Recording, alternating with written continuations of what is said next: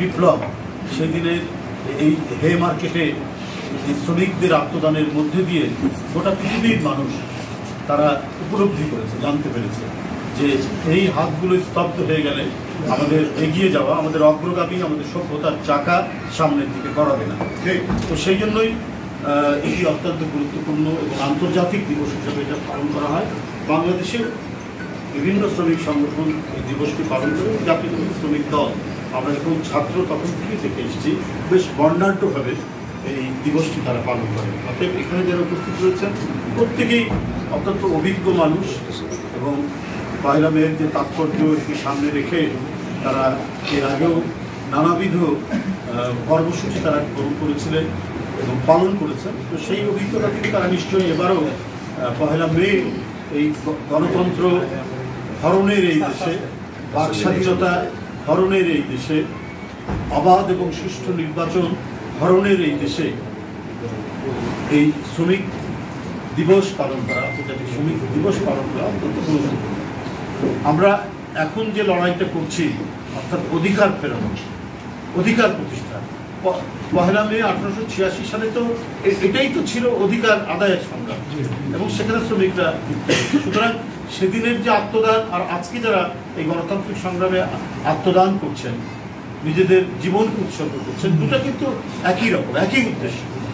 অর্থাৎ যে অধিকারটা লুণ্ঠিত হয়েছে সেই অধিকারটা প্রতিষ্ঠা করা।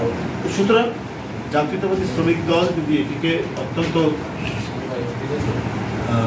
যথাযোগ্য মর্যাদায় এবং সামগ্রিক শক্তি বিনিয়োগ করে উদযাপন করা যায় এই রাজনীতিহীন শূন্য অবস্থায়, তাহলে আমার মনে হয় যে রাজনৈতিক অঙ্গনে বিশেষ করে গণতন্ত্রকামী যারা মানুষ তাদের মধ্যে একটা চাঞ্চল্যের তৈরি হবে, তারা উদ্বুদ্ধ হবে।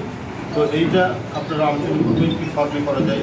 ভাই যেটা কয়েকদিন ধরেই আমাদেরকে বলছিলেন বা আপনারা আলোচনা করছেন, জাতীয়তাবাদী শ্রমিক দল শুধুমাত্র নিজের শক্তি সামর্থ্য অনুযায়ী চারিদিকে সংগঠিত করে তারা যদি প্রায় লাখখানিক লোকের যদি এখানে জমায়েত করতে পারেন, তাহলে এইটা হবে একটা মানে এমনি সাধারণ ঘটনা নয়, এটা একটা ঐতিহাসিক ঘটনা হিসাবে বিবেচিত।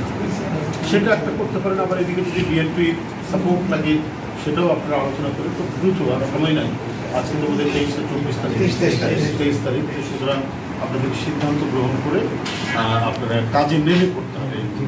কারণ এমনিতে কিন্তু খুব তীব্র হরতাপ চলছে, এই দাবদাহের মধ্যেই আপনাদের লোকজনকে জমায়েত করা এটা কিন্তু একটা কঠিন কাজ।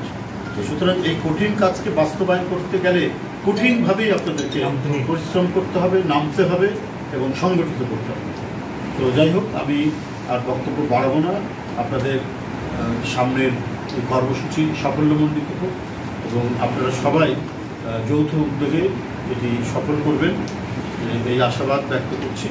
আর যে কোনো কঠিন পরিস্থিতির মুখোমুখি হয়ে মানুষের যদি ঐকান্তিক ইচ্ছা থাকে তাহলে যে কোনো কঠিন কাজ করা কিন্তু খুব একটা কঠিন হয়। তো আমার মনে হয় যে সেই দিকটি চিন্তা করে আপনারা এখন থেকে নেমে গেলে করে বাস্তবায়ন করা সম্ভব। আপনাদের সকলকে আমি ধন্যবাদ জানাচ্ছি। ইনশাল্লাহ পয়লা মের দিন আবার সকলের সাথে দেখা হবে এবং একটি মানে আমি বলবো যে একটা বিশাল দেশের মধ্যে সারা জাগানো একটা শ্রমিক সভা এখানে হবে।